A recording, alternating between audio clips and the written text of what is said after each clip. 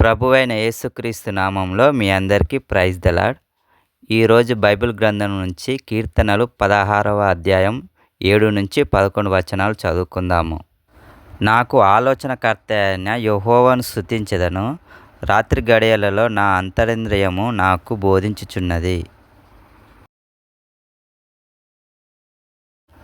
సదాకాలము యెహోవా యందు నా గురి నిలుపుచున్నాను. ఆయన నా కుడిపార్శ్వమందు ఉన్నాడు గనుక నేను కదల్చబడను.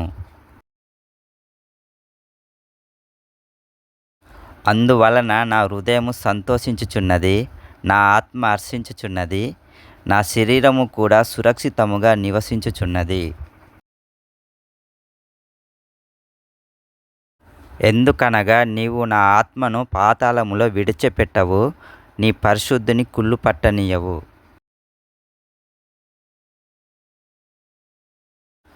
జీవమార్గమును నీవు నాకు తెలియజేసెదవు. నీ సన్నిధిని సంపూర్ణ సంతోషము కలదు. నీ కుడి చేతిలో నిత్యము సుఖములు కలవు.